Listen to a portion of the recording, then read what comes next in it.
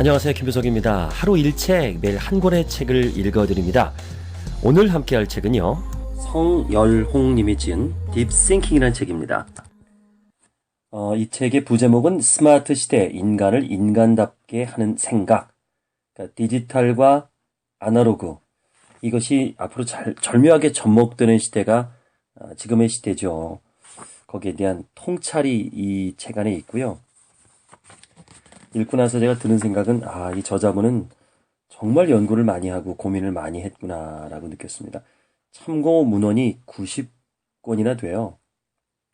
90권의 책을 참고 문헌으로 했으니까 얼마나 많은 책을 보고 연구를 했을까. 그리고 조목조목 저도 어디서 본 건데, 이거 본 건데, 본 영화인데 하는 것들이 아주 적절하게 배치되어 있어서 글쎄 이 책을 한 권 보시면 90권의 책을 본 효과를 누리지 않을까라고 조심스럽게 얘기해 봅니다. 성열홍 교수는요, 홍익대학교 현재 광고홍보대학원 교수시고요, 언론학 박사십니다.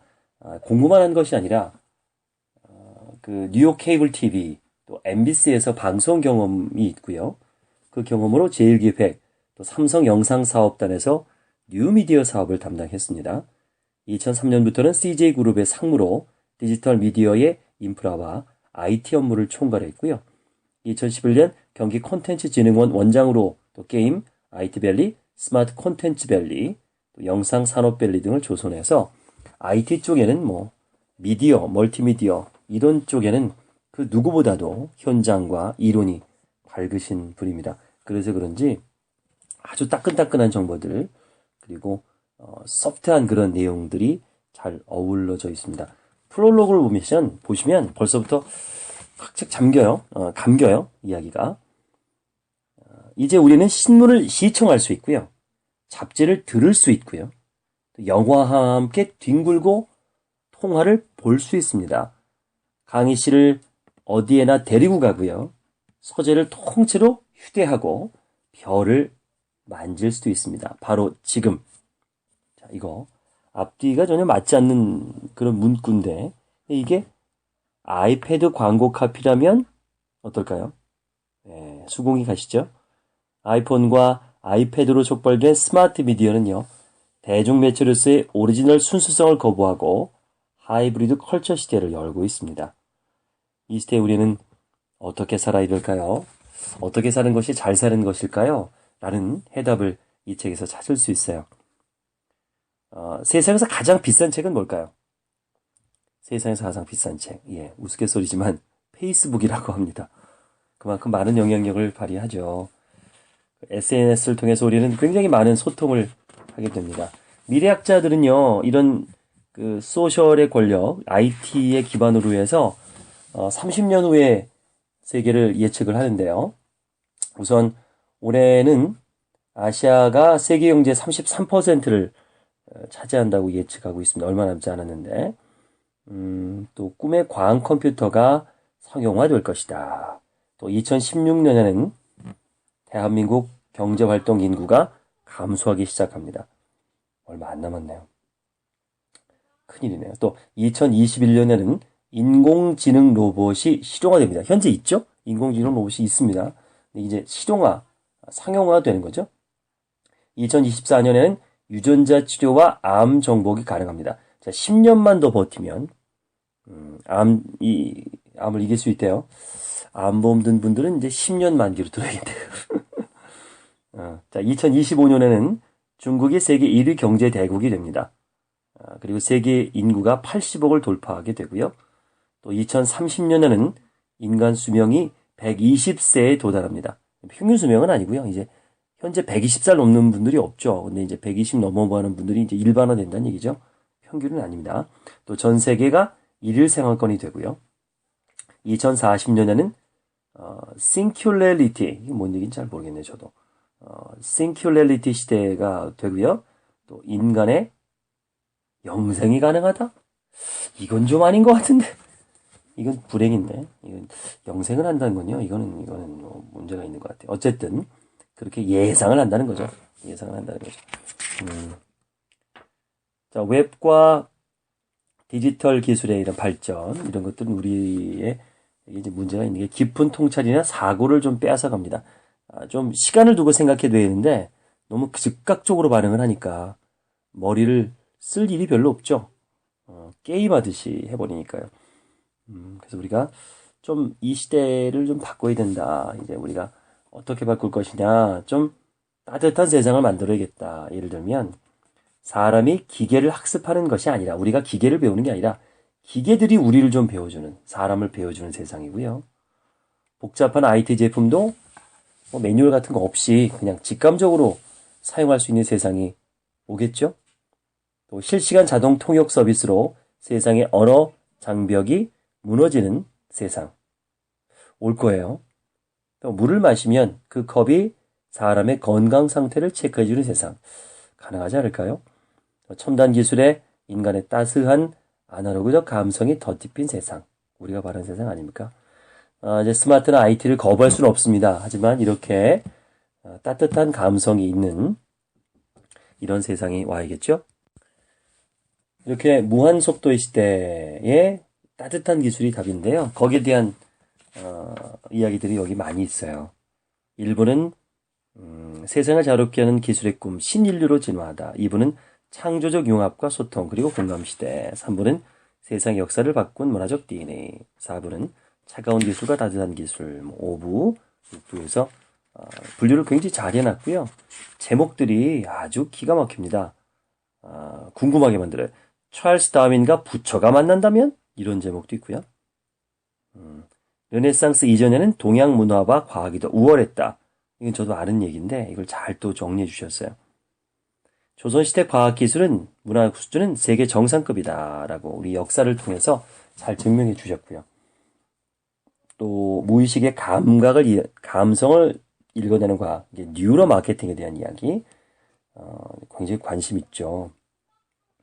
또 디지털 시대의 신화와 스토리텔링, 신화를 가지고 우리 스토리텔링 많이 하죠. 이제 인문학이 답이다 해서 인문학이 돈이 된다 뭐 이런 이야기들, 스토리텔링에 대한 공감에 대한 이야기를 또 아주 잘 써주셨고요. 비가 새는 명품 우산 비싸도 왜 팔리는가? 실제로 그렇습니다. 명품 우산은 비가 새요. 근데도 기가 막히게 팔리죠. 또 28분과 114번의 차이. 궁금하시죠? 예, 되게 재밌습니다. 이 부분. 또 점의 디지털 문화와 선의 아날로그 문화, 그 차이는 무엇인가? 라고 점과 선으로 디지털과 아날로그를 구분을 했고요. 또 포드 경제를 이긴 스타벅스 경제, 그리고 클레이 슈머 시대라는 책. 고려의 직지심경은 왜 구텐베르크를 넘어서지 못하는가? 그렇죠. 우리가 200년이나 먼저 활자 문자를 만들었는데 그걸 막 우리가 주장할 수가 없어요. 구텐베르크를. 거기에 대한 이야기, 그런 담론이 있습니다. 또 디지털 기술의 생로병사, 사라지는 기술들을 정리해 주셨고요. 디지털 그림 문자로 고대 이집트인의 사유와 다시 만나다. 누군가 우리의 생각을 조종하고 지배한다. 개천에서 욕 나오는 창의력 교육은 어떻게 해야 되나? 라는 또 이야기. 아바타가 아카데미 시상식에서 수상하지 못한 이유. 또 로마 전차길과 철로폭, 그리고 우주 왕복선 추진 로켓의 너비는 왜 똑같을까? 이렇게 저도 이 책에서 이렇게 몇 개를 좀 추출해서 녹음해 드릴게요. 이렇게 그 제목별로 이렇게 구분해서 보실 수 있게. 나머지는 뭐 어마어마한 내용들이 있어서 제가 몇 개 이렇게 추출해서 보여드리는 것만, 들려드리는 것만 듣지 마시고 나머지 부분은 이 책을 사셔서 이건 뭐 시간 날 때마다 그냥 아무데나 펼쳐놓고 보시면 돼요. 밑줄칠 게 굉장히 많은 책입니다. 꼭 보셨으면 좋겠어요. 그러면 잠시 후에 챕터별로 몇 개씩 녹음해 드리겠습니다. 성열홍님이 지으신 딥 싱킹 함께하고 있습니다. 이번에 제가 소개할 부분은 제목이 참 재밌어요. 찰스 다윈과 부처가 만난다면 이라는 제목의 글입니다. 눈에 확 띄죠? 이제 동양과 서약 과학에 대한 이야기, 또 과거와 미래에 대한 이야기 중에서 이제 나온 거예요. 인간은 어디서 왔을까? 또 어떻게 생겨났을까? 이거를 예전부터 찾았겠죠, 사람들은. 우리는 어디서 왔을까? 어떻게 생겨났을까? 그래서 그 답을 이제 신화에서 찾고, 신화들이 있죠? 탄생 신화들. 그러니까 이게 과학적으로 증명이 안 되기 때문에 신화가 생긴 거예요. 증명을 해야 되는데 증명을 못 하니까 스토리텔링으로 증명한 거죠. 그래서 이 생명을 창조한 신이 등장을 하게 되고요. 이를 증명하기 위해서 많은 노력을 합니다. 왜냐하면 시계를 하나 만들더라도 얼마나 복잡해요. 근데 시계하고 사람하고 비교하면 비교를 할 수가 없죠. 이 지구상에서 가장 복잡한 생명체가 인간이잖아요. 그러면 그걸 만드는 건 인간일 수 없다는 거죠. 신밖에 없다. 불가능하다라고 이제 신이 만들었다라고 우리 믿게 됩니다. 이런 창조론에 맞서서 새로운 주장을 한 것, 세상을 뒤집어놨죠. 찰스 다윈의 종의 기원입니다. 다윈이 주장한 진화론 요지는 이래요. 저는 다윈의 진화론 얘기 많이 들었는데 굉장히 정리를 잘 해주셨어요. 이 책에서는. 생물은 필요 이상으로 자손을 낳는다. 개체가 나는 변이가 일어난다. 변한다는 거죠. 계속. 이들은 경쟁한다. 환경에 더 잘 적응하는 개체가 확률적으로 생존하게 된다. 서바이벌 얘기죠, 이건. 그리고 자연은 이러한 방식으로 생존력이 강한 개체를 선택한다. 이게 다윈의 종의 기본 핵심입니다. 난리 났었죠. 종교계에서는 창조론자들은 엄청난 반발을 했죠. 하지만 베스트셀러가 됐습니다. 다윈의 진화론은 가상의 조건들을 필요로 하죠. 장기간에 걸쳐서 진화가 일어나고 한 종에서 다른 종으로 이행할 때마다 오랜 기간이 소요되기 때문입니다. 다윈은요, 존재하는 모든 것은 오직 물질뿐이며 정신적이거나 영적인 현상들은 부산물에 불과하다라고 말해서 유물론적 성향을 분명하게 드러냈습니다. 그러면 이제 서양은 다윈의 진화론으로 이제 폭발이 일어났죠. 그러면 동양에서는 인간의 진화에 대해서 어떻게 생각했을까요?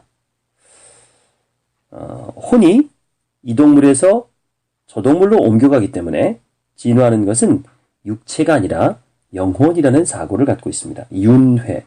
우리 윤회론이 되게 많죠. 의식이 진화하는 것이지 물질적인 육체, 생물학적인 육체가 진화하는 것은 아니다라고 생각해 왔어요. 그래서 동양의 명상가들은 인간으로 살았던 전생만을 기억하지 않았죠. 명상의 의식이 깊어지면 동물이나 나무, 바위 등으로 존재했던 전생을 기억합니다. 붓다가 나는 한때 코끼리였고 한때는 물고기였으며 한때는 나무였다라고 말하는 것이 바로 이런 의미입니다. 동양인들은요, 다양한 형상 속에서 헤아릴 수도 없이 긴 삶을 살고 있다고 믿었습니다. 자, 시공을 초월해서 부처와 다윈이 만난다면 어떻게 이거에 대해서 소통을 하고 토론을 할까? 참 궁금하네요. 서로의 지식과 지혜는 어떤 지점에서 만나고 또 어떤 부분에서 대립하고 또 치열하게 논쟁을 하잖아요. 나아가서 불교와 진화론의 접점에서 어떤 지식이 또 새롭게 생겨날 수 있을까 또 생각해 보게 됩니다. 아니면 애초에 상호 저점을 찾는 것 자체가 불가능할 수도 있고요. 무엇이 맞다 옳다라고 우리는 단정 지을 수는 없습니다. 다윈의 진화론이 100% 맞는 것도 아니고요. 이게 또 언제 어떻게 사실 바뀌고 있어요. 그 부분에 대해서. 또 윤회론 이런 부분도 우리가 증명이 되는데 굉장히 어렵죠. 이걸 어떻게 증명을 할 거예요. 동양과 서양의 진화론에 대해서, 사상에 대해서, 사회제도에 대해서 비교하는 것 너무나 방대한 작업입니다. 예를 들어서 동서양의 생활 문화에서 발생하는 환경이 너무 다르거든요. 왜냐면 의식 세계가 다르기 때문에 그래요. 동양의 농경 문화와 서양은 유목 문화가 주였거든요. 밀가루, 고기, 유제품을 주식으로 하는 서양인들이 사는 지역은 인구 밀도와 습도가 낮았습니다. 그들은 살기 위해서 이동을 했거든요. 이 과정에서 낯선 사람을 계속 만나다 보니까 수평적 사회구조로 발전을 했고요. 먹을거리가 있는 곳, 이익 있는 곳이면 어디든지 달려갔습니다. 그래서 서양인은 동양인보다 이익지향적이고 개인주의가 강하고 외향적 성장을 중시하죠. 그러니까 많이 침략을 했잖아요. 식민지를 엄청나게 많이 만들었죠. 이런 것들이 이제 그런 그 문화들이 있기 때문에 그렇습니다. 자, 농경 문화 중심의 동양인들은요, 쌀과 물고기를 주식으로 삼았습니다. 주로 강변 쪽이나 물이 있는 곳에서 생활을 했죠. 그리고 인구 밀도가 높았어요. 항상 모여 사니까. 당연히 위기 질서, 함께하는, 더불어 사는 것을 중시합니다. 우리 한국 사람마다 그렇잖아요. 굉장히 집단주의 중시하는 것들이 아주 오랜 몇천 년 전부터 있었던 우리의 문화죠. 서양인처럼 외향적이면 남에게 좀 피해를 주기 때문에 별로 좋아하지 않았고 내면적 가치를 중시했습니다. 그래서 충성, 효도, 근면 같은 그런 것에 가치를 뒀습니다. 한마디로 좀 방어적인 스타일이죠. 생각의 지도를 쓴 미시건의 대학 심리학과 교수 리처드 니스벳은요, 동양은 종합적 관계 중심적 사고를 하는 한편 서양은 분석적 개별 개체 중심적 사고를 한다라고 했습니다. 동양에서 이런 말 많이 하죠. 모난 돌이 정에 맞는다. 근데 서양에서는 튀어야 인정받는 그런 게 많죠. 볼펜을 고를 때 동양인은요, 가장 흔한 색깔을 고르고 서양인은 가장 튀는 색깔을 선택한다 그래요. 범죄가 발생하면 동양인은 상황을 탓하고요. 서양인은 그 사람 자체의 인성을 탓하는 경향이 강합니다. 그죠? 죄는 미워하되 사람을 미워하지 말자는 게 동양에서 나온 문화잖아요. 니스벳은 이러한 동서양의 차이는 고대 중국, 고대 그리스 시대부터 발현했다고 지적을 해요. 폐쇄적이고 동질적인 국가였던 고대 중국에서는 타인과의 관계가 가장 중요했지만 개방적인 해양 국가였던 고대 그리스는요, 개인의 자율성을 존중했습니다. 경험을 중시하는 동양에 비해서 논리를 중시하는 서양은요, 사물이나 현상의 원리에 집중했어요. 동양의 지적 전통에서는 논리학의 영향력이 매우 미약했을 뿐더러 현실과 좀 괴리된 형식적인 논리를 거부했습니다. 그리고 인간의 내부 감각과 상식에 근거한 경험에 어긋나는 주장은 수용하려고 하지 않았습니다. 이것이 동서양의 과학의 출발점에 차별점이 되고 있는 거죠. 누가 이기고 누가 졌다, 또 누가 낫고 누가 아니다라고 말할 수 없어요. 현재는 지금 사실은 서양의 과학이 기준이 되고 있죠. 하지만 동양의 과학, 동양의 철학에 대한 관심이 굉장히 높아요. 왜냐하면 서양의 과학과 서양의 철학이 이제 어느 정도 지금 한계에 도달하고 있고 자본주의도 그렇고요. 뭔가 다른 가치를 찾기 위해서는 오랜 역사와 전통이 있는 이 동양의 과학, 동양의 철학에 대해서 눈을 돌리게 됩니다. 근데 정작 우리들은 우리 것에 대한 것을 잊고 서양가만 쫓아가고 있다는 거 다시 한번 생각해. 성열홍 님이 지으신 딥싱킹 함께하고 있습니다. 이번에 소개할 글은요, 르네상스 이전에는 동양의 문화와 과학이 더 우월했다. 아는 분들은 다 아십니다. 혹시 모르는 분이 계실까봐 얘기해 드릴게요. 이거 정말 그거 알아야 됩니다. 우리가 서양은 모든 개념을 존재하고 또 관념, 존재나 관념, 그리고 이데아라는 게 이제 인간이 감각하는 현실적인 어떤 그 사물의 원형을 얘기하는데 이데아, 실전 등으로 좀 더 구체화되는 걸 되게 좋아합니다. 이런 개념들을 존재, 관념, 이데아, 실존 이렇게 구체화했어요. 구체화. 또 서양에서는 기술직은 고대부터 우대받는 직종이었죠. 물론 중세나는 엄청난 역사의 암흑 시대를 거치면서 반문명 시대에 빠진 적도 있었지만 르네상스를 거치면서 다시 기술이 발전하기 시작합니다. 중세 유럽인들은요, 과학 발전은 고사하고 형편없는 종교적인 어떤 도구마에 빠져 있어서 그야말로 취했었죠. 마녀 사냥 아시죠? 몇만 명을 죽였는지 아십니까? 무려 6만 명의 죄 없는 사람을 다 마녀로 몰아서 여자만 죽인 게 아니에요. 남자도 마녀가 있습니다. 여자를 주로 많이 죽였기 때문에 마녀라고 그러는데 이상한 소문을 퍼뜨려서 또 마녀를 신고하고 돈을 갈취하고 그랬습니다. 심지어는요, 몸무게가 적게 나가는 미모의 마른 여성들도 다른 여성들의 질투에 의해서 마녀로 몰렸다 그래요. 또 이교도였던 개신교 신자들 상당수도 마녀라고 몰려서 희생됐습니다. 과학자들은 어땠을까요? 갈릴레오는 망원경을 가지고 달을 관측해서 분화구, 산맥, 계곡, 또 그가 물이라고 생각했던 평평하고 어두운 영역들을 보게 됩니다. 그리고 달과 같이 지구도 인간의 중심이 아니라 태양을 수행하는 행성 중의 하나라고 판단하고 지구가 돈다고 주장을 했어요. 그는 이 같은 주장으로 종교 재판을 받아야 했고요. 그의 연구가 이단이라는 이유로 화형당하는 것을 겨우 면하고, 왜냐면 교황하고 그전에는 좀 친했었거든요. 그래서 가까스로 이제 부정을 하죠. 그런 다음에 가택 연금형을 받고 불행한 말년을 보내다 이제 죽습니다. 그의 저서는 1836년까지 교회법상 금서 목록에 올라 있었어요. 세상에 1836년까지. 로마 교황청이 이 같은 잘못을 인정한 건 언제일까요?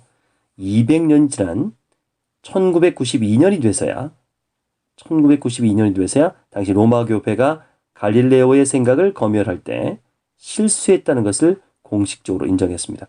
무지하게 오래 걸렸네요. 그래도 인정해 준 게 어딥니까? 대단한 용기죠. 본인이 잘못했다는 걸 시인한다는 거. 자, 그럼 비슷한 시기에 동양의 과학과 문화는 어땠을까요? 자, 우리가 이거 역사를 공부할 때 보면 이제 서양 철학과 우리나라 우리나라 서양의 역사 시대와 우리나라 역사 시대 그리고 중국의 역사 시대를 같이 보는 게 좋아요. 14세기 초반까지만 해도 유럽 전체의 전력을 다 합쳐도 중국의 한 개 국가의 전력에 미치지 못했습니다. 세계 역사상 가장 위대한 로마 제국의 최전성이 면족되어 진시황의 제국보다 작았고요. 문명도 뒤져 있었습니다. 14세기 초반까지만 해도 몽골군이 유럽 동부를 휩쓸고 다녔으니까 더 말할 나위가 없겠죠. 흔히 과학기술에서 인류 최초의 킬러 애플리케이션은요. 말에 등에 걸친 등자라고 합니다. 이게 굉장히 중요한 얘기인데요. 저도 이제 전쟁사를 공부할 때 다른 곳에서 책을 보고 공부할 때 이 등자가 굉장히 중요하다는 걸 알았어요. 우리 로마 보면 전차 아시죠? 이렇게 배너 보면 전차 타고 이렇게 싸우잖아요. 근데 그게 굉장히 원시적인 겁니다. 왜 전차를 타고 마차를 타고 싸웠을까요? 왜? 말 위에서 활을 쏘거나 칼을 다루기가 쉽지 않아서 그래요.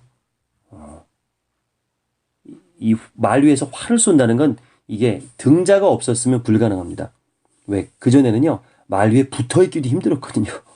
여차하면 떨어지기 때문에 그 위에서 뭐 칼싸움을 하고 활을 쏜다는 건 상상할 수 없어요. 그래서 마차를 만든 거죠. 말은 그냥 이동수단이고, 마차 위에서, 전차라 그랬죠. 이제 전차 위에서 활을 쏘고 창을 던지고 그랬던 거예요. 근데 동양에서는요, 최소 기원전 2세기에 중무장한 기마병이 등장합니다. 등자를 갖춘 기마병의 전투력이 월등하다는 것은 기본 상식이죠. 엄청나게 차이가 나는 거예요. 우리나라 고구려 고분 국가에서도 등자 그림을 찾아볼 수 있습니다. 우리나라 또 동이족이라 그래서 또 엄청나게 활을 잘 쐈잖아요. 중국은 고대 과학기술 문명을 이끈 4대 발명품을 자랑합니다. 종이와 나침판, 화약, 인쇄술이 그것입니다. 근데 아쉬운 건요. 인쇄술은 불경을 인쇄하는 데 사용을 했고요. 화약은 폭죽을 만드는 데 썼습니다. 나침판은 풍수를 보는 데 이용했다는 게 좀 차이가 있죠. 이 발명품들은 서양에 전파되어서 크게 개량됐고 과학기술 발전에 더 유용하게 쓰입니다. 과거 동양에서 화포와 총포를 사다 쓰던 유럽인들은요. 세월이 흐른 뒤에 동양의 무기를 능가하는 신무기를 대함대에 장착하고 서인도 제도로 항해를 나섭니다. 사실 콜럼버스가 신대륙을 발견하기 전에 중국에게 먼저 기회가 있었거든요. 명나라 시대의 정화원정대는요. 역사상 가장 큰 규모의 해상 선단으로 중국의 콜럼버스이자 바다의 실크로드를 개척자였습니다. 선장인 정화는 1405년부터 1433년까지 29년 동안 남해 항로를 개척해서 인도양을 건너 페르시아만과 동북 아프리카까지 진출했습니다. 그가 이끈 선단은 무려 300척의 배에 2만 7천 명의 선원으로 구성된 엄청난 규모의 대함대입니다. 2만 7천 명이면 웬만한 도시네요, 도시. 각 배의 길이는요, 몇 미터인가요? 아십니까? 우리가 축구장 한쪽이요. 얼마나 될까요? 150m가 안 되거든요. 이건 150m. 그러니까 축구장만 배가 150m, 너비는 60m. 진짜 축구장보다 크네요, 배가.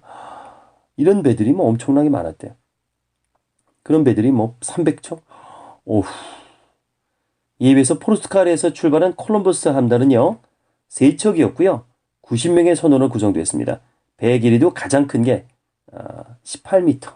에게 18m. 중국의 배에 비해서는 꼬마네요, 꼬마. 시속은 겨우 약 시속 7.2km. 조금 빨리 걷는, 사람이 빨리 걷는 속도. 야, 이걸 갖고 간 거예요? 대박. 대단하시네요. 그럼에도 불구하고 상대적으로 훨씬 열악한 조건의 콜럼버스 함대가 어떻게 정화 원정대보다 먼저 신대륙을 발견했을까요? 왜 근대 문명은 서양에서 시작됐을까요? 왜 산업혁명은 동아시아가 아닌 18세기 유럽에서 일어났을까요? 자, 그걸 좀 찾아볼게요. 자, 왜 서양이 지배하는가를 저술한 미국의 역사학자 이언 모리스는요, 이런 의문점에 대해서 사회 발전 수준이 변화함에 따라서 한때 중요하지 않았던 지역들의 발견과 자신들의 후진성들이 오히려 이점으로 작용해서 문화와 역사 발전의 원동력이 되고 있음을 지적했습니다. 오히려 열악한 사람들이 더 노력을 했다는 거죠. 열악하니까. 후진성을 갖고 있으니 이게 오히려 이점으로 작용한 겁니다. 자, 대표적인 경우가 17, 18세기 유럽이에요. 서유럽이에요. 메소포타미아에서 태동한 서양의 문명이 지중해 지역으로 옮겨갈 때까지만 해도 서유럽은 후진적인 주변부에 불과했습니다. 그러나 아메리카 대륙에 발견되고 대서양 경제가 지중해 경제를 대체하면서 서유럽의 지리적 약점은 엄청난 강점으로 작용했고 그들은 이제 패권을 잡게 됩니다. 원래 그런 얘기 있어요. 유럽 애들이 중국에다가 뭘 좀 무역을 하려고 하는데 갖다 팔 게 없는 거예요. 그 전까지 계속 중국에서 사다 썼거든요. 뭘 특별히 팔 게 없죠. 그래서 아편 전쟁이 일어났다. 팔 게 없으니까 이제 아편을 파는 거죠. 마약을 파는 거죠. 그런 설이 있어요. 어쨌든 다시 돌아와서 700년 이상 긴 잠에 빠져있던 유럽 사회는요. 14세기 이르러서 르네상스 시대가 도래하자 기지개를 켭니다. 과학과 기술에 대한 열정이 타오르기 시작했어요. 코페르니쿠스와 갈릴레오의 창의적인 생각은 우주의 이해에 대한 새로운 혁명의 모티브가 됐고요. 유럽인들로 하여금 종교적인 도구마에서 탈출하게 해주는 원동력이 됐습니다. 그리고 르네상스와 함께 찾아온 대항해 시대라는 탐험 러시도 유럽 발전에 큰 영향을 미칩니다. 신대륙으로부터 엄청난 양의 금과 은이 유입되자 유럽 사회는 이러한 광물을 통해서 지난 700년간 상실했던 기축통화, 이제 기본 통화죠. 기축통화라는 게 뭐냐면 우리가 이제 달러가 기축통화잖아요. 나라 간에 거래를 할 때 이 기준이 되는 통화를 말합니다. 기축통화를 구축하고 이를 통해서 그게 돼야 화폐가 이제 서로 통해야죠. 나는 내놔주고 너는 뭐 벌어주고 이래버리면 이게 정당은 어떻게 계산이 안 돼요. 근데 아예 그냥 파운드로 하자, 달러로 하자, 뭐 이런 걸로 하자라고 정해버리면 믿고 그냥 구매하는 거죠. 그만큼 그 화폐라는 게 신용이 있어야 되는 거예요. 자, 이런 것들이 이제 구축된 게 금 때문에 그렇습니다. 이제 금을 기준으로 해서 이제 그 근본이 통화가 되는 거죠. 그러니까 내가 몇 파운드를 주면 금을 얼마큼 바꿔준다라는 게 이제 기본이 되는 걸 이제 기축통화라 그래요. 이런 것들이 통해서 상업 경제가 발전하게 되니까 이거 마시면 이제 상업 혁명으로 이어지는 겁니다. 자, 여기를 통해서 우리 뭘 배울 수 있죠? 우리가 어떻게 보면 이게 신대륙을 발견하고 거기서 금이 생기고 그걸로 인해서 부강해져서 다시 이제 발전을 하는 어떻게 보면 남의 것을 뺏은 거죠. 신대륙에서 뺏어온 거잖아요. 이런 걸로 발전했다고 생각하는 거. 우리 동양의 문화하고 맞지는 않습니다. 이 정도까지는 아니었거든요. 그런 면에서 결코 이것이 뭐 좋은 점은 아니다. 그래서 한계에 부딪히지 않았을까. 우리 상세계 동양의 철학 이런 것들이 관심을 갖는 것도 이것 때문이 아닐까 싶습니다. 성열홍 님이 지으신 딥싱킹 함께 하고 있습니다. 이번에 읽어드릴 챕터는 조선시대 과학기술 문화 수준은 세계 정상급이었다. 글쎄, 알고 계시는 분 많이 계시죠? 그게 언제냐면 사실은 세종 때예요. 세종 전도 아니고 세종 후도 아니고 세종대왕 시절에 조선의 과학기술은 완성이 됩니다. 그 이후에 이제 발전을 많이 못하죠. 뭐 한 것도 있지만 그게 바로 그 서양의 르네상스 시대에 비슷하게 맞아 들어가거든요. 하지만 비교할 수 없을 정도로 서양이 아무리 그때 발달했다 하더라도 조선의 과학기술은요, 그야말로 세계 최정상이었습니다. 지금 우리나라가 뭐 과학기술 해봐야 IT 쪽이지 다른 제조나 뭐 이런 쪽은 사실은 독일, 일본 뭐 이런 쪽 기술이 많이 있죠. 조선시대는 정말 대단했습니다. 그 중심에 누가 있었죠? 세종대왕이 발굴한 그리고 지켜준 대단한 과학자 누구죠? 예, 장영실. 장영실은 양반이었을까요? 아니요. 아니요. 비천한 신분이었죠. 아주 비천한 신분이었습니다. 그런데도 불구하고 타고난 재능과 기술로 조선의 과학기술 수준을 비약적으로 끌어올리는 데 가장 큰 역할을 합니다. 그는 부산 동래현의 관노였어요. 노비였습니다. 노비로 있다가 뛰어난 기술 재능으로 세종에게 발탁돼서 상의원 별좌로 임명됩니다. 장영실은요, 세종의 든든한 후원에 힘입어서 물시계인 자경루와 각종 천문기기, 강우량 측정기인 치국이, 하천 수위 측정기인 수표 등을 제작했습니다.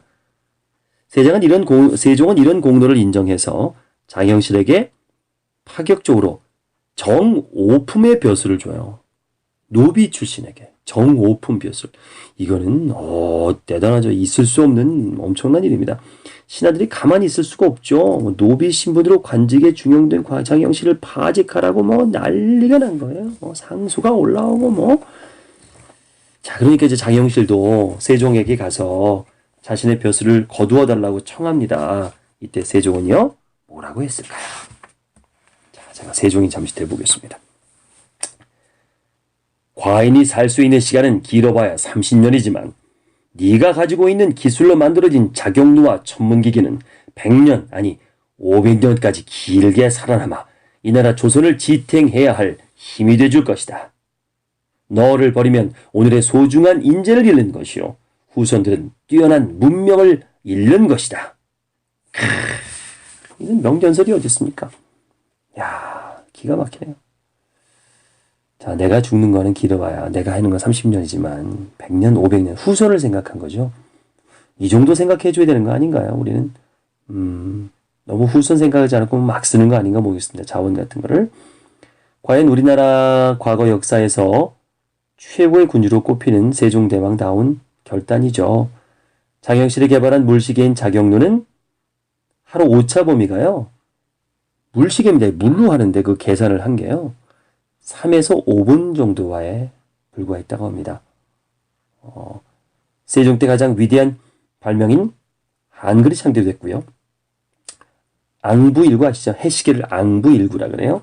또 혼천이 천문관측기도 만들어집니다. 조선시대 발명품의 대부분은 또 농사와 관련이 있어요. 세계 최초의 치국이 또한 이와 무관하지 않습니다. 장영실이 개발했다는 설과 세종의 세자 문종의 아이디어로 개발됐다는 설이 많은데요. 어쨌든 이 치국이는 이탈리아의 카스텔리가 만든 치국이보다 무려 200년이나 앞섭니다. 그쪽은 너무한 거 아닐까요? 200년이면. 우리 조상은 농작물의 최대 생산과 안전한 생산을 위해서 강우량 측정이 필수였습니다. 그래서 비가 온 다음에 흙을 파갖고 이제 빗물이 흙 속에 얼마나 스며들었나를 이제 보고 판단을 했대요. 하지만 이 방법으로는 비의 양을 정확하게 측정할 수 없죠. 그래서 세종대왕의 지시로 비가 언제 얼마만큼 내리는지를 잴 수 있는 치구기를 연구합니다. 여러 번의 시행착오 끝에 가랑비와 장대비의 양을 같이 재기 위한 최적의 둥근 철제통이 완성이 됐습니다. 높이가 약 32cm, 지름이 약 15cm였습니다. 이 치고기를 이용해서 전국의 각 도의 우량 관측이 시행됐죠. 그러니까 동일한 치고기 가서 동일하게 관측을 한 거예요. 이게 아무것도 아닌 것 같은데 그 당시에는 엄청난 거죠. 기준을 같이 하고 기본을 같이 한다는 거. 이 치고기는요. 현재 세계 기상기구 WMO가 정한 치국청 오차에도 합격할 만큼 정말 뛰어난 과학 기술입니다. 처음 만든 건데도 이 정도예요. 이러한 노력의 결과는 현실의 성과로 이어집니다. 세종실록 지리지는 고려 말 약 50만 결이었던 농업 생산량이 세종시대에 이르러서 160만 결로 3배나 증가했다고 기록하고 있습니다. 이걸 좀 환산해 볼까요? 오늘날 환산하면 이걸 이제 결 잘 모르시니까 310만 톤 정도 돼요. 자, 310만 톤이 얼마인지 감이 안 오시죠? 자, 제가 말씀드릴게요. 2011년 기준으로 우리나라 쌀 생산량은요, 430만 톤입니다. 그렇게, 비료를 주고, 트랙터로, 엄청나게 발전하고, 종자도 다르죠? 종자도 막 조생종이니 무슨 뭐니 막 나오는데도 불구하고, 당시는 310만 톤, 지금은 430만 톤. 크게 차이 안 나죠? 그러니까 조선의 15세기는 우리 조상이 이룬 창조 경영의, 창조 경제의 원형이다라고 할 수 있겠죠? 이 조선에 이렇게 엄청난 발명품과 과학이 발달했다는 게 이게 더 어려운 게요. 당시 이런 기술자들은 다 중인 계층이에요. 양반들은 아니거든요. 그리고 이때는 신흥사대부 계층의 옹호하는 이제 성리학에 눌려서 중인들은 제대로 힘을 발휘할 수도 없었고요. 또 동양의 기술자의 문화라는 건 철저하게 도제 시스템이에요. 스승과 제자의 관계로만 이어집니다. 기술이 비공개로 전수되기 때문이죠. 그래서 기술의 전승이 끊어지는 경우가 상당히 많았고요. 그런데도 불구하고 참 세계 내놓아도 빠지지 않는 세계적인 발명들이 탄생했다. 어려운 게 제자가 스승의 기술에 대한 도전을 못하고 그냥 따라하지 이렇게 도전하지 않았거든요. 그런데도 나왔다. 참 경이로운 겁니다. 그만큼 우리나라 사람들이 똑똑한 거죠. 동국대 황태현 교수는요. 세종 때부터 이어온 조선의 발전은 18세기에 이르러서 세계 최고의 경제부국이자 교육 및 문화복지국가를 이루었다고 주장했습니다. 1800년대까지 중국과 동아시아의 1인당 국민소득은 영국과 유럽을 앞질렀다고 합니다. 경장 면적 기준으로 서기 1800년의 총 소요 생산성을 비교해 보니까요. 잉글랜드가 100이라면 조선은 134였고요. 중국은 191이었습니다. 하지만 중국은 일부 성을 대상으로 조사한 것이기 때문에 중국 전체는 잉글랜드보다 높았지만 조선과는 대등한 수준이었습니다. 중국과 우리나라가 별 차이가 없었다는 거예요. 그리고 1820년 1인당 GDP를 보면 중국과 조선이 각각 600달러로 분석되고 있어요. 1990년 국제 기여리 카미스 달러 기준입니다. 1990년 기준으로 하는 거예요. 환산을 해갖고 조선의 생활 수준은 18세기 영조 정조 시대 때 중국을 추월했습니다. 영종조 우리의 르네상스라 그러죠. 이후에 하락하기 시작해서 다시 중국과 비슷한 수준이었다고 합니다. 1983년 일본 도쿄대 연구진이 편찬한 과학사 기술사 사전에 따르면 1400년에서 1450년에 세계 과학기술 주요 업적으로 올라온 기술 건수가 저도 이거에서 처음 봤어요. 이 책에서. 자, 1400년, 1450년 사이입니다. 중국은 5건이에요. 일본은 빵건입니다. 동아시아 이외의 전 지역이 28건이 기록되어 있는데 한국은요, 놀라지 마십시오. 한국은요, 29건을 기록했습니다. 자, 동아시아를 뺀 전 유럽이 28개인데 우리나라 하나가 29건이 우리나라가 개발한 게 아니라 일본에서 편찬한 사전에는요 나와 있는 겁니다. 그만큼 우리나라 과학기술은 뛰어났다. 자, 그 부분이 지금 단절됐고 그래서 우리가 이렇게 어려움을 처했던 거죠. 하지만 우리는 그런 뛰어난 민족이라는 걸 꼭 믿고 더 노력해야겠습니다. 이 책의 원제가 The Art of Loving 이기 때문에 사랑의 기술보다는 글쎄요, 아트라고 했으니까 사랑의 예술이 또 제목으로 적합할 것 같은데, 네, 서양에서는 예술과 기술에 별다른 경계를 두지 않았기 때문에 이런 오해가 생긴다고 봅니다. 왜냐하면 기술이 있어 예술을 했거든요. 기술자나 예술자나 같이 봤어요. 레오나르도 다빈치 같은 경우를 봐도요. 미켈란젤로 이런 걸 봐도요. 중세 예술가들은 당대 최고의 기술자이기도 했습니다. 또 미술이나 조각은 예술 작품이기 이전에 사고 파는 상품이죠. 그래서 기술적으로도 완성미가 높아야 했습니다.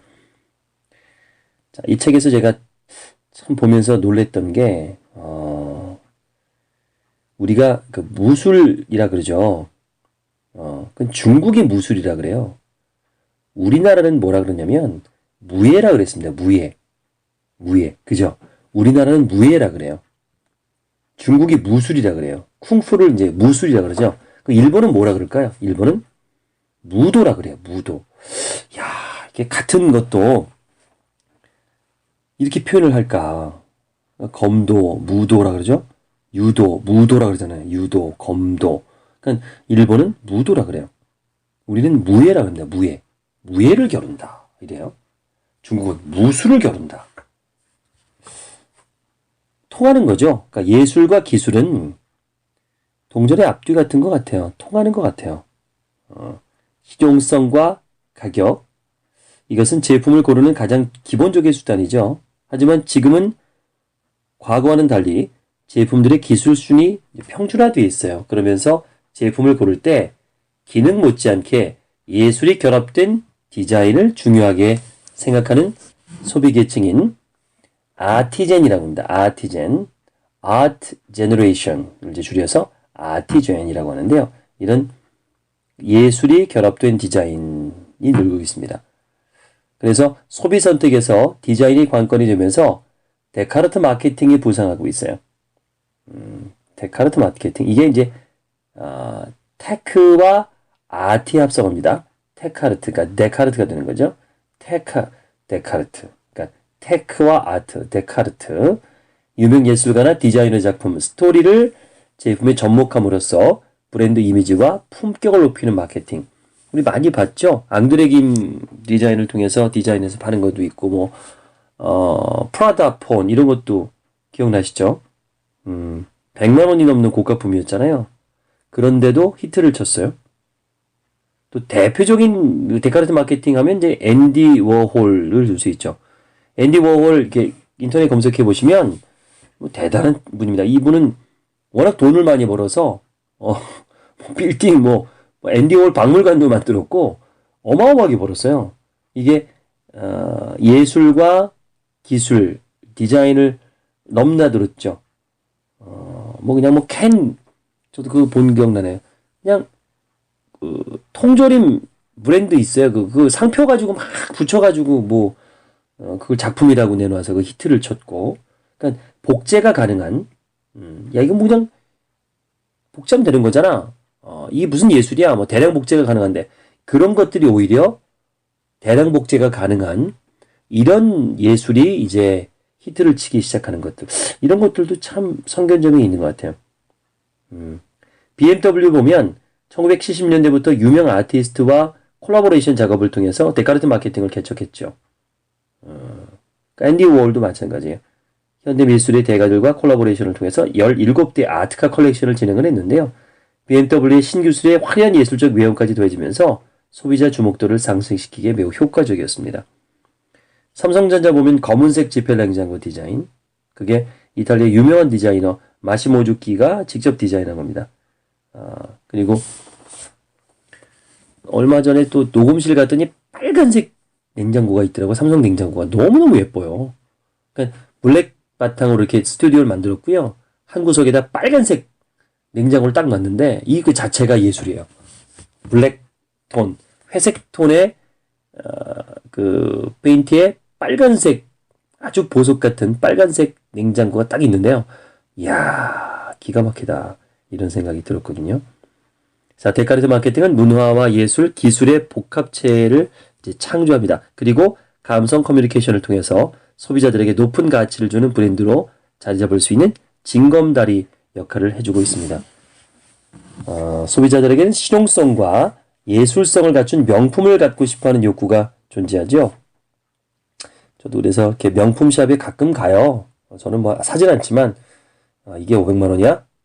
이게 1000만 원이야? 확실히 달라요. 예뻐요. 비싼 건 예뻐요.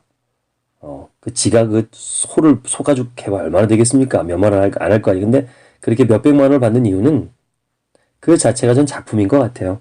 그걸 우리는 돈을 주고 사는 거고요. 프랑스의 사회 철학자 보드리아, 죄송합니다. 장 보드리아는요, 현대인들이 소비하는 것은 사물 그 자체가 아니라 사회 계급 질서와 상징적 체계라고 진단했습니다. 사회 계급 질서와 상징적 체계다. 사람들은 상품의 기능보다는 상품이 상징하는 평판, 권위, 기호를 소비합니다. 결국 제품 자체보다는 브랜드의 아우라, 다른 제품이 흉내낼 수 없는 고고한 분위기, 독특한 기운을 간직하고 싶어 합니다. 이 버버리의 경우는 독특한 체크 무늬를 심볼로 쓰면서 아우라를 지니게 됐죠. 유명한 거 샤넬 넘버 5 바로 떠오르는 게 마릴린 먼로잖아요. 이게 언제적 얘기인데 아직도 얘기를 하고 있어요. 근데 얘기 안 할 수가 없어요. 그 샤넬 넘버 5 하면 좀 섹시함의 대명사잖아요. 그런 것들.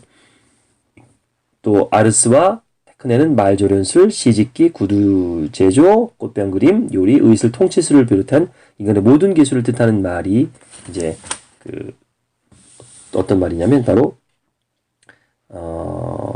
아트라는 단어는 라틴의 아르스와 그리스의 테크에서 유래됐다 그래요. 라틴의 아르스와 그리스의 테크, 그래서 아트가 됐다 그래요. 아르스와 테크네는 말조련술, 시집기, 구두 제조, 꽃병 그림 이런 데서 이제 나온 거죠. 아, 이런 뜻이 있군요. 읽었는데도 다시 읽으니까 또 이게 보이네요. 고대 사고방식으로 볼 때 예술의 반대편에 서 있던 개념은요, 기술이 아니라 자연이었습니다. 하지만 18세기 이후에 현대인들은 고대 예술 개념 가운데 많은 부분을 예술보다 한 단계 낮은 기술로 분류해서 사용하고 있습니다. 플라톤은 예술가, 특히 화가를 장인보다 훨씬 낮은 존재로 평가하고 폄하했죠. 그는 미술은 사물의 실상을 그대로 모방하는 것이 아니라 예술가가 보고 느끼는 원형, 가상 이런 것을 모방하기 때문에 미술이야말로 존재, 진리로부터 가장 멀리 떨어진 활동이라고 주장했습니다. 그러니까 플라톤은 이제 예술을 낮게 보고 싫어한 거죠. 시간이 흘러서 장 폴 사르트르와 니체 같은 후대 철학자가요, 예술가를 창조자로 부르면서 예술가는 창조된 것을 모방하는 것이 아니라 창조 자체를 모방하는 것이다. 그러니까 창조라는 거죠. 창조된 것을 모방하는 것이 아니라 창조 자체를 모방한다. 훨씬 윗개념으로 본 거죠. 네. 테크 플러스란 기술의 인간적인 가치, 예술적 가치, 그러니까 인간적인 가치, 뭐 창의를 얘기하는 거고요. 예술적 가치는 이제 감동을 얘기하는데요. 거기에 디자인 가치, 이건 경쟁력이 더해진 것을 말합니다. 이것이 기술과 예술이 만나야 하는 이유입니다. 현대 소비자들은 기술에는 감탄하고 예술에는 감동합니다. 다르죠? 기술에는 감탄하고 예술에는 감동한다. 이런 카피 괜찮네요. 소득 수준이 낮을 때는 기능을 우선시하지만 잘 살게 되면 기능은 이제 기본이고요. 예술과 감동과 스토리가 있는 것을 원합니다. 이제 감성의 운의 시대가 세상을 지배하게 된 것입니다. 프랑스의 철학자이자 과학자인 데카르트는 이런 말을 했죠. 나는 생각한다. 고로 존재한다. 그럼 데카르트 마케팅은 이렇게 얘기했죠. 나는 예술이다. 고로 잘 팔린다. 예술이 잘 팔리는 시대. 그러려면 어떻게 될까요, 우리가? 우선 돈이 있는 사람들, 이제 그 부가가치가 있는 사람들 예술을 찾게 되니까 이제 마케팅을 하려면 예술을 알아야겠죠. 그러려면 이제는 남을 설득하고 이해시키려면 나 자체도 예술을 알아야 됩니다. 그래서 인문학이 더 중요한 시대가 된 것이죠. 성열홍님이 지으신 딥싱킹 함께하고 있습니다. 스마트 시대에 인간을 인간답게 하는 생각, 깊게 생각하게 하는 화두, 많은 이야기들, 또 인문학에 관계된 많은 이야기들, 역사, 문화, 미술에 관계된 이야기들과 함께 스마트 시대를 진단해 봅니다. 이번에 함께할 이야기의 제목은요. 비가 새는 명품 우산은 비싸도 왜 팔리는가? 라는 제목입니다. 나카무라 우사기의 에세이를 보면요. 나는 명품이 좋다라는 대목이 소개되고 있습니다. 백화점에서 샤넬 마크가 붙은 우산 가죽 케이스를 집어든 그녀에게 종업원은 말합니다. 손님, 이 우산은 비가 많이 올 때는 사용하지 말아주세요. 네? 우산인데 비가 올 때 사용하지 말라고요? 아, 예. 비가 조금 내릴 때는 괜찮지만요. 명품 우산은 컬러를 보호하기 위해서 일반 우산과 같은 방수 처리가 되어 있지 않기 때문에 비가 많이 내릴 때는 셀 염려가 있습니다. 왜 그녀는 비가 새는 우산을 사들고 백화점을 나서는 것일까요? 샤넬이라는 명품이기 때문입니다. 건물 청소부 아주머니에게 명품 가방은 몇 달치 임금을 한 푼도 쓰지 않고 고스란히 모아야 살 수 있는 대상입니다. 시장이 가치평가를 환산하면요. 그 아주머니의 1000시간 노동과 특정 핸드백 하나가 등가 관계에 놓이게 됩니다. 하지만 정말 그 명품 핸드백 하나의 가치가 1000시간 노동의 가치와 같을까요? 그렇지 않습니다. 명품을 소비하는 이유는요. 효용성 때문이 아닙니다. 우리 시대의 최고 아이콘이기 때문에 명품을 소비하는 거거든요. 명품 시장에서 사회적 가치는요. 시장 가치와 전혀 다른 문제입니다. 명품 시장에서는 다른 제품과 달리 후생, 가치, 편익 이런 개념이 섞여서 시장 가치와 구별이 되고 있습니다. 명품에는요. 후광 효과가 크게 작용하거든요. 1995년도에 개봉된 비포 선라이즈라는 영화가 있어요. 저희 아내도 아주 그냥 엄청나게 좋아해서 이 영화를 10번도 더 보고 그러는데 하여튼 대사가 계속 있어요. 별거 없어요. 그냥 계속 프랑스 그러니까 오스트리아의 빈이죠. 거기서 그냥 하룻밤에 있었던 일이에요. 나중에 또 이제 다른 후속 작품이 또 계속 나오는데 하여간 그 대사가 참 많아요. 여기 주인공은요. 에단 호크가 이제 주연을 하는데 미국의 청년 제시라는 친구가 나와요. 우연히 프랑스 여대생 셀린느를 만납니다. 조리 델피가 이제 연기를 했죠. 이들은 우연히 만나서 사랑을 하고요. 또 우연으로 간직하면서 이별을 택합니다. 그런데 제시와 셀린느는 왜 한눈에 반했을까요? 제시는 잘생긴 미국 남자고요. 셀린느는 지적인 프랑스 여자이기 때문입니다. 잘생긴 미국 남자란 것은 이미지가 상대에게는 한마디로 멋있다라는 느낌을 주죠. 반면에 지적인 프랑스 여자가 주는 이미지는 낭만적입니다. 이런 후광 효과가 그들을 만나게 했던 거죠. 우리가 살면서 이런 후광 효과를 무시할 수도 없고요. 굉장히 많은 기대를 합니다. 정확한 비교는 될 수는 없겠지만 그래도 스티브 잡스가 애플에 복귀했을 때 주가가 올라가는 거, 스티브 잡스가 사망했을 때 주가가 폭락한 거 이런 것들도 스티브 잡스라는 후광 효과가 있었기 때문이지 않을까요? 악마는 프라다를 입는다는 영화 보셨죠? 여기에 이 영화에서 보면 젊은 친구들이 술집에 앉아서 명품의 가치를 놓고 논쟁을 벌이는 장면이 나옵니다. 그 중에서 명품은 유틸리티를 위한 것이 아니다. 그것은 아이덴티티를 의미한다. 라는 대사는요. 명품에 대한 논쟁을 깔끔하게 정리합니다. 명품은 쓰임새 자체가 아니라 가지고 다니는 사람의 신분을 드러내는 것이 존재의 이유라는 거죠. 아무나 살 수 없는 거니까. 남들과 차별화되고 싶은 욕망, 자신의 위상을 과시하고 싶은 욕망, 이게 바로 명품 소비의 본질, 이게 후광 효과죠. 일본에서는 장인이 만든 훌륭한 물건을 명품이라고 일컬어요. 명품은 고급 브랜드를 넘어서는 매우 귀한 물건을 의미합니다. 마케팅 측면에서 볼 때 한 상품이 고급 상품이 되기 위해서는 단지 비싸거나 최첨단의 기능을 갖추었거나 희소하거나 하는 정도로는 부족하죠. 소비자들이 그 이상의 가치를 느낄 수 있어야 명품이라고 할 수 있습니다. 그리스 젊은이들은 요트를 구입하는 게 평생 돈을 버는 목적인 경우가 많대요. 우리는 아니죠. 한국 젊은이들이 서운한 건 뭐예요? 차죠, 차.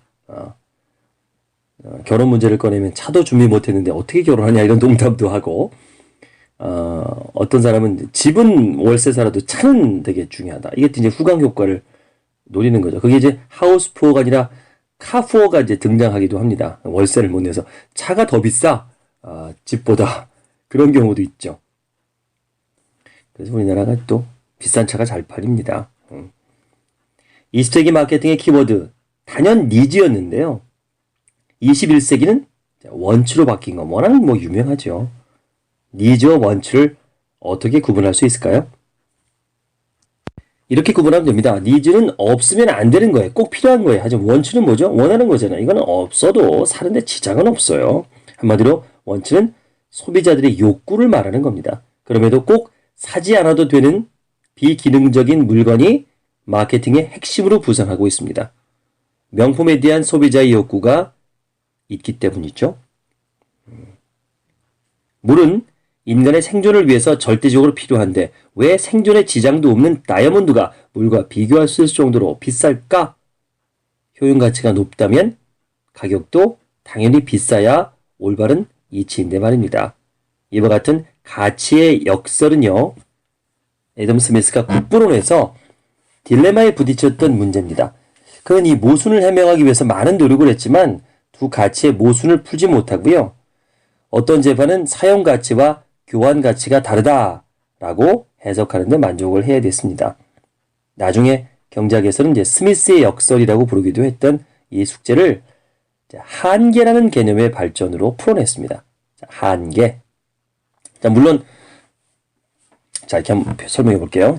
물이 없는 사막이 아니라면 물은 얼마든지 마실 수 있습니다. 하지만 희소성의 가치가 있는 다이아몬드는 그렇지 않아요. 당연히 사람들은 추상적인 재화로서 물과 다이아몬드의 선택이 아니고요. 현재 시점에서 주는 구체적인 재화로서 만족감이 높은 그런 대상을 선택하는 겁니다. 경제학의 한계라는 것은요, 하나 더를 의미합니다. 하나 더. 경제학에서 한계는 하나 더. 하나 더라는 한계 효용은 크면 클수록 그 상품은 가치가 높아지는 거죠. 계속 욕구를 하는 거예요. 하나 더 이렇게. 결국 명품은요, 소비자들의 니즈가 아니라 원츠, 하나 더. 없어도 사는데 불편한 거 없어. 하지만 나는 사. 이런 원츠라는 욕망을 자극함으로써 존재의 가치를 높이는 겁니다. 우리나라가 이제는 경쟁력의 시대가 됐을 때 브랜드의 시대, 고급화의 전략을 써야 되잖아요. TV가 세계 1등을 했지만 언제까지 1등을 할 거예요. 휴대폰도 그렇고요. 이제는 니즈의 시대가 아니라 원츠의 시대, 명품, 스토리의 시대를 예고하는 것을 이 책은 얘기하고 있습니다. 자, 성희롱 님이 지은 딥싱킹 함께했습니다. 꼭 보시기 바랍니다. 지금은 제가 불렀고 읽어드린 거는 3발의 피밖에 안 되고요. 100분의 1, 200분의 1밖에 안 됩니다. 꼭 직접 글을 보시면 주옥 같은 글을 읽고 같이 해석해 보시고 고민해 보시면 많은 것을 얻으실 수 있을 겁니다. 김효석의 하루 일책 도움이 되셨나요? 구독과 알람 눌러주세요. 그럼 매일 올라오는 영상을 자동으로 받아보실 수 있습니다.